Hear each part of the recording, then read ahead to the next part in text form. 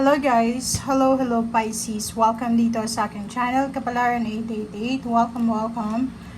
Alamin natin kung ano yung message sa iyo ng baraha. So, kukunin natin yung energy na to sa super moon na mangyayari ngayong October 17. So, it's a full moon energy in Aries. Para to sa lahat ng mga Pisces. Ano ba yung posibleng hatid sa inyo ng full moon ngayong October 17? Oops. First card natin is baby.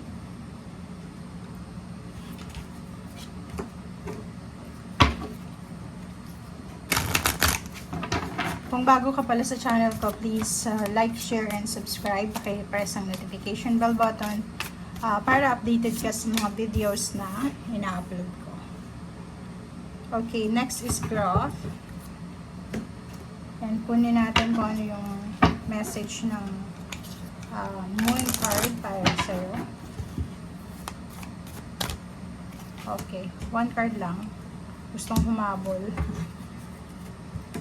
Okay, so dalawa itong gustong lumabas sa'yo. So, full moon in Pisces, first quarter moon in Virgo. Parang ganun. So, tingnan natin to. Okay, so yung first two cards mo, ang unang baraha dito is baby. So, nakafocus ka ngayon sa full moon na to tungkol sa baby. So, it's either small baby. Parang nakikita natin dito pwedeng may bagong panganak, or pwedeng may buntis, or pwedeng may nagpaplano na magkaroon ng baby, or posibleng may mga baby steps na actions kayo na kailangan na gawin simula ngayong October 17 onwards. Growth, if ever may anak ka na maliit or malaki, sinasabi sa'yo dito na posibleng may progress, may mga milestone developments, kung ano man ang meron ka sa baby na to. Okay? Dito sinasabi na if ever man may mga kailangan kayong assistance, may kailangan kayong malaman, sinasabi ng baraha sa'yo na seek out a mentor, professional. And same din dito kasi baby siya, ito din is baby steps. So yun yung sinasabi na resonated sila sa bawat isa na take baby steps as you grow, be willing to learn from others. So yun, huwag kang magmadali. Parang ang full moon energy ngayon is para sa inyo, huwag kang magmadali. Okay? Huwag kang magmadali, matutong maghintay, be patient, kasi marami ka talagang gustong gawin ngayon na gusto mong madaliin, pero since maraming mga retrogrades ngayon na mangyayari, i-expect mo na may mga delays talaga. And take baby step as you grow. Ibig sabihin yan, dahan-dahan lang. Okay?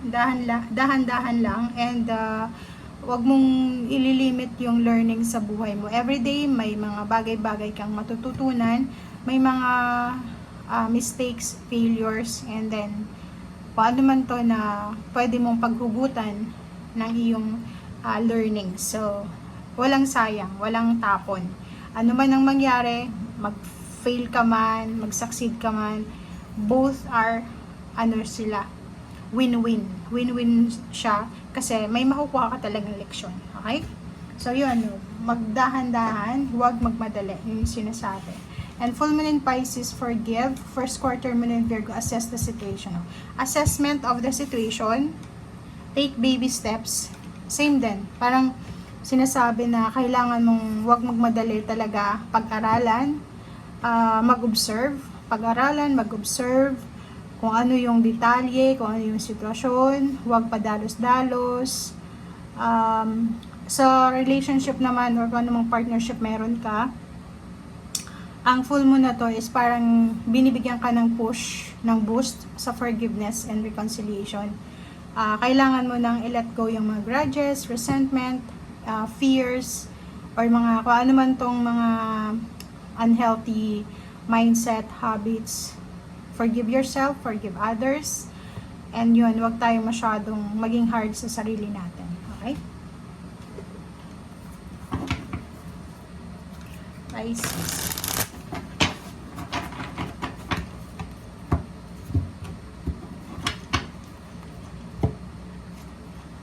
Diba? Oh, first card sa third, 1, 2, 3, fourth deck is 8 of Wands. Sobrang bilis na ito. So, nakikita natin na maraming mabibilis na information ang pwedeng dumating starting October 17 onwards. October 17 hanggang 2025, 26, 27, 28. Okay? So, sinasabi dito na mabilis yung pangyayari, mabilis na blessings, mabilis na balita, mabilis na confirmation, mabilis na result, outcome, ang posibleng parating sa'yo. So, expect the unexpected and wag nating kontrolin yung sitwasyon. Kahit sinasabi dito na may darating, wag nating masyadong kontrolin yung situation. Wow! So, kung ano man itong hinihintay mo, ang pinaka focus na posibleng parating sa'yo is the opening of financial success. Opening. Kung makikita mo may Ace of Pentacles, may gate siya mag-open, tapos may pera sa taas. So, ibig sabihin, maraming opportunities, maraming possibilities regarding money ang darating sa'yo. So, kahit saang galing yan, anong sources ng tangible or physical or material things na yan, basta may balita sa'yo na posibleng dumating, na on the way na siya. Okay? So, kung may nagpadala sa yung pera, on the way na yung pera. Kung may nagpadala ng confirmation or kung ano man siyang result, outcome, positive, and on the way na siya regarding money.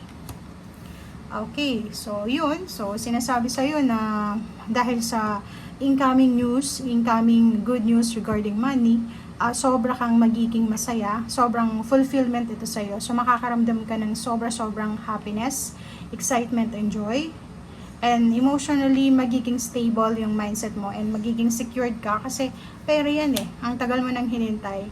And nakikita ko sa'yo dito, Pisces, na may posibleng okasyon, it's a family occasion or family gatherings ang posibleng darating sa'yo. May maraming mga possibilities dito na through gatherings, sa pagtitipon na to, doon mo posibleng makuha yung forgiveness, yung reconciliation, or posibleng mga good news regarding sa may mga ikinasal, may bagong baby, may buntes, may namanhikan, may nag-celebrate ng mansary or paano. Okay. Three of Pentacles, another then na posibleng parating sa iyo as good news is yung mga collaboration. Maraming collaboration ito kasi pwedeng business collaboration, pwedeng collaboration ng love between two individuals, or pwedeng yun, maraming may gusto sa'yo para maging part of their team, or gusto ka nilang maging parte ng buhay nila, or maraming magkakagusto sa'yo regarding money. Maraming mahahatak ng aura mo. Parang ganun. So, maraming maghahanap sa'yo or marami yung hahatakin ng aura mo. Okay? So, Six of Pentacles, kung makikita mo dito, balanse, may darating na pera, and at the same time, may aalis. May lalabas, may papasok. So, if makakatanggap ka, eto siya, may matatanggap kang pera, may possibilities din na kailangan mong ilabas yung pera. Okay, parang ganun, give and take, yung cycle ganun naman talaga, nakakatanggap tayo ng sweldo, gagastos, tatanggap, gagastos, parang ganun lang yung flow ng energy. Okay, Judgment, wow. Kung makikita mo dito, sinasabi kasi puro lang siya kamay, diba? 3 hands na siya. Sinasabi dito na isang decision making, ang posibleng kailangan mong gawin. Pwedeng may isang tao na gustong humingi sa'yo ng tulong pinansyal, or pwedeng pabor sa usaping pera, and kailangan mong magdesisyon as soon as possible kung willing ka bang i-share yung richness mo or your abundance. Okay? Bisang individual na malapit sa'yo na posibleng pagod na siya, siguro nagtatrabaho siya pero medyo hindi maganda yung takbo ng kanyang career, or pwedeng bagong terminate sa trabaho or naghahanap ng trabaho. Basta meron ditong isang tao na sobrang pagod na ang posibleng nangangailangan ng tulong financial, or pwedeng may isang tao dito na matagal na siyang naghihintay kung kailan mo siya bibigyan ng tulong financial or kung ano man to na tulong na hinihingi niya. And 7 of Wands, last card dito, sinasabi sa'yo ng 7 of Wands na kailangan mong proteksyonan kung ano yung meron ka. Kung ito yung sinasabing proteksyonan, una yung pamilya mo, especially kung may anak ka. Pangalawa yung emotion mo, okay? Yung mental health, physical health. And pangatlo yung pamilya, yung trabaho, yung pera. Diba? So take care of your resources. Kailangan maging wise. Kailangan mong timbangin mo yung mga sitwasyon, assess the situation bago ka maglabas ng pera o kung ano pa man. Pero yun yung sabi dito, balance. Make sure na balance yung mindset mo ngayong buwan ng October hanggang August ng 2025. Okay? Thank you guys. Bye!